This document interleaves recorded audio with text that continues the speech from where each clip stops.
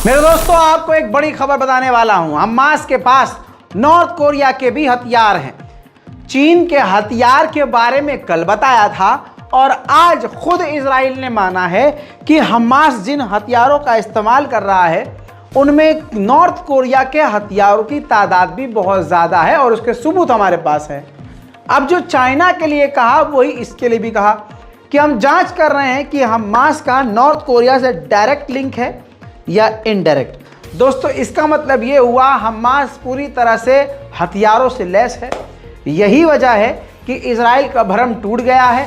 3 महीना हो चुका है और हमास अभी भी लड़ रहा है और इजराइल जीत नहीं पाया। लेकिन आपको बता दूं कि इजराइल बौखलाहट में जितने भी हमले कर रहा है उससे आम लोगों की मौत लगातार बढ़ रही है। 23,084 आम गाजा के यानी फिलिस्तीनियों की मौत इजराइल कर चुका है, कत्ल कर चुका है। उधर एक बार फिर से याद दिलाना चाहूंगा, जिसे मैं अपना फर्ज समझता हूं, कि हमारी नजर गाजा के ऊपर अटकी हुई है, लेकिन मस्जिद अल अक्सा यानी हमारी मस्जिद बैतुल मुक़द्दस में यहूदी अब रोज घुसपैठ कर रहे हैं। सबूत आपके सामने।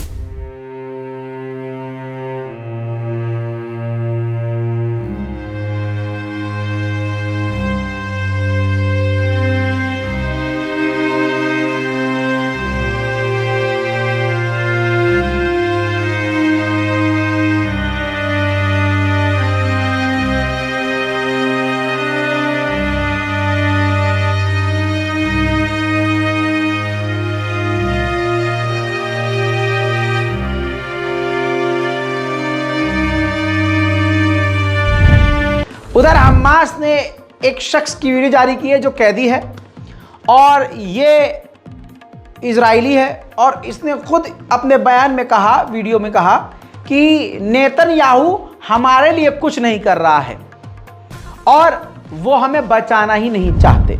इजरायली अखबार ने खुद ये मांग की है, जो इजराइल का अखबार है हारेट्ज, उसने मांग की है कि हमारे इजराइल के उन टैंक और उन सैनिकों की जांच होनी चाहिए जिन सैनिकों ने हमारे ही सेटलर्स यानी इजरायलियों पर ही बमबारी की थी।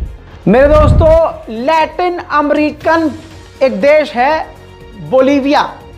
ये एक पहला अमेरिकी देश है जिसने साउथ अफ्रीका के इंटरनेशनल क्रिमिनल कोर्ट में जो दरवाज़ा उसने खटखटाया है इजराइल के खिलाफ, उस केस को, उस रिपोर्ट को सपोर्ट कर दिया है। यानी अब अमेरिकी एक देश पूरी तरह से फिलिस्तीन के साथ खड़ा हो गया है। मैं आपको बताना चाहूंगा कि इजराइल की ये जंग $60 बिलियन तक पहुंच चुकी है। यानी $60 बिलियन अब तक इजराइल का खर्च हो चुका है और हाथ अभी कुछ नहीं आया। जॉर्डन के किंग अब्दुल्लाह ने साफ कह दिया है कि पूरे साल में, पिछले साल जितने बच्चे मारे गए पूरी दुनिया में, उतने तो अकेले गाजा के अंदर पिछले 2 से 3 महीने में इजराइल ने मार दिए। और जो बचे कुछ बच्चे हैं वो या तो अपाहिज हैं या पूरी तरह से बेकार हो चुके हैं। और इजराइल ने एक पूरी जनरेशन को अंधकार में डाल दिया है, अंधेरे में डाल दिया है, बर्बाद कर दिया है। उधर मेरे दोस्तों, इजराइल ने 3 और फिलिस्तीनियों को वेस्ट बैंक के इलाके में गोली मार दी है। वहीं गाजा के अंदर इजराइल अब तक 112 पत्रकारों का कत्ल कर चुका है।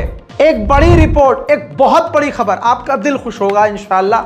ये जो इजराइल का अखबार है उसने लिखा, उसने अपने हिब्रू में लिखी खबर, तुर्की ने उसको रिपोर्ट किया और तुर्की के अखबार का ये सोर्स आपके सामने है। इजराइल की मीडिया ने दावा किया कि यूरोप के बहुत सारे देश अब वो जो अमेरिका का ग्रुप बना है जो यमन के खिलाफ हैं, जिसमें 20 से 22 देश हैं, उनमें से यूरोप की कंट्रियां अब पीछे हट रही हैं। और वजह यह है कि उस ग्रुप में शामिल होने के बाद ये ग्रुप ऐसा दिख रहा है कि ये इजराइल के साथी हैं और फिलिस्तीन और गाजा में हो रहे जेनोसाइड के समर्थक हैं, यानी गाजा और फिलिस्तीन के खिलाफ हैं। तो अपनी इमेज को बुरा ना बनाने के लिए, ठीक रखने के लिए अब इस ग्रुप से यूरोप की कई कंट्रियां पीछे हट रही हैं। दुनिया के सबसे बड़े पादरी पोप फ्रांसिस ने पहले तो हमास के हमले की निंदा की और कहा कि इजराइल ने जवाबी कार्रवाई में जो कत्ल किया है, जो आम लोगों को मारा है, ये गलत है और इस जंग का तुरंत खात्मा होना चाहिए और उन्होंने सीज फायर की मांग की है। कम से कम OIC से अकेला ही ये बंदा बेहतर है। Se non ribadire la mia preoccupazione per quanto sta avvenendo in Palestina e Israele. Tutti siamo rimasti scioccati dall'attacco terroristico del 7 ottobre scorso contro la popolazione in Israele, dove sono stati feriti, torturati e uccisi in maniera atroce tanti innocenti e molti sono stati presi in ostaggio. Ripeto la mia condanna per tale azione e per ogni forma di terrorismo ed estremismo. कमाल तो यही है कि अब नाम निहाद मुसलमान खामोश हैं, भारत में कोई रैली नहीं और हो भी क्यों भाई साहब, हम अपनी मस्जिद बचा ले तो वही बहुत बड़ी बात है। अब तो ये हो रहा है कि भाई साहब 22 तारीख को दिल्ली की जामा मस्जिद और शाही मस्जिदों के अंदर दिवाली मनाई जाएगी, क्योंकि राम मंदिर बन गया है और बाबरी मस्जिद को शहीद करके बना है। तो यहाँ तो उठरा खोजने के लिए, दंगा खोजने के लिए, दंगा करवाने के लिए खुद मोदी सरकार उठरा छोड़ रही है, शोषा छोड़ रही है। तो भारत के मुसलमान बेचारे क्या ही कहेंगे। इधर देखिए, मुसलमानों को छोड़िए, अमेरिकी सिंगर ने ऑन स्टेज बिटवीन कंसर्ट, मतलब जो उसका प्रोग्राम हो रहा था उसी दौरान फिलिस्तीन को सपोर्ट कर दिया।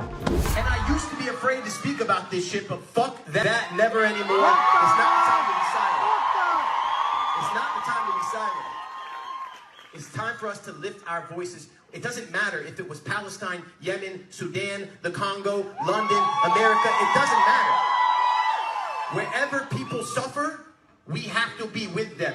Injustice anywhere is a threat to justice everywhere. And the grave and the most calloused, nasty, inhumane injustices being committed against Palestinian civilians, men, women, and children is weighing very heavy on my heart. So if I cry tonight, that's why, but I promise I will try my best to sing these songs. But I will say that I do this show. उधर Syria के ऊपर Israel ने हमला किया और Hamas के एक senior leader को कत्ल कर दिया। उधर इजराइल की आर्मी ने वॉर क्राइम का झंडा लहराते हुए लेबनान के आम लोगों के इलाके और गांव में फास्फोरस बम दाग दिया है। वहीं मेरे दोस्तों, मिडिल ईस्ट के दौरे पर अमेरिका का विदेश मंत्री एंटोनी ब्लिंकन निकला हुआ। ये तस्वीर देख लीजिए। अमेरिका के विदेश मंत्री सऊदी अरब पहुंचा, मोहम्मद बिन सलमान से मिला। मोहम्मद बिन सलमान ने बिल्कुल साफ और सुथरी बात करते हुए कहा, दिल की बात तो इनकी नहीं जानता हूं, लेकिन जो बात कही है एज अ खबर आपको बता रहा हूं कि ये खबर है कि मोहम्मद बिन सलमान ने कहा कि तुरंत इजराइल से कहिए कि हमले रोके, गाजा के अंदर जो वो कत्लेआम कर रहा है तुरंत वो बंद करे और साथ ही शांति और अमन का रास्ता तलाश करे और बातचीत के जरिए इस मामले को हल करे। फिर जब इजराइल आया है अमेरिका का विदेश मंत्री मोहम्मद बिन सलमान से मिलकर, तो आने के बाद अमेरिका के विदेश मंत्री ने कहा कि जंग को ख़त्म करना होगा और इजराइल और सऊदी अरब का नॉर्मलाइजेशन हो सकता है, लेकिन ये जंग को ख़त्म करना होगा, टू स्टेट सॉल्यूशन निकालना होगा और बातचीत के जरिए मामले को हल करना होगा।